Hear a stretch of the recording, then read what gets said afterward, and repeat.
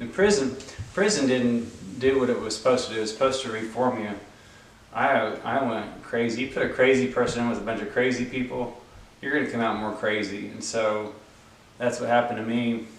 But God had a different plan. I'm Sam Crilly. I grew up in Newcastle. I actually lived in Southwest Oklahoma City, but went to school in Newcastle. My parents divorced when I was 9 years old.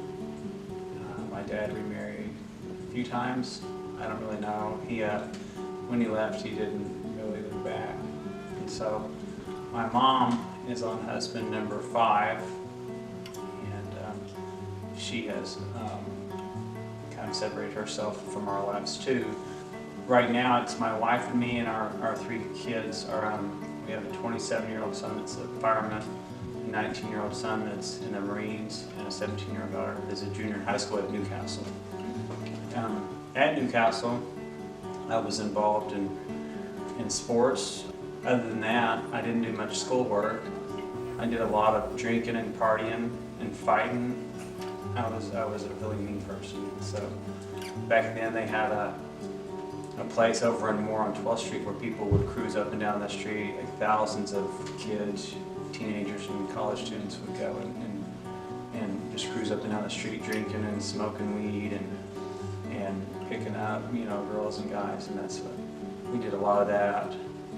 So I did a lot of fighting out there, and I think probably around 16 or 17 I got a fake ID and started going to clubs, nightclubs and stuff.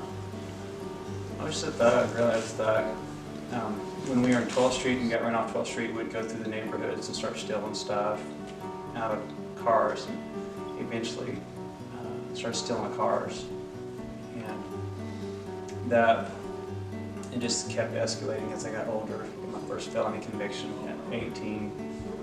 When I was 21, I committed a crime that would later send me to prison. It consisted of armed robbery and hijacking, kidnapping.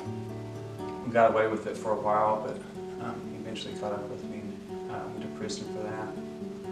I started fighting in tough man contest. Did pretty good. What was your name? The Preacher Man. It was like calling a large man tiny. The Bible says that he who began a good work in you will carry it on to completion until the day of Christ Jesus.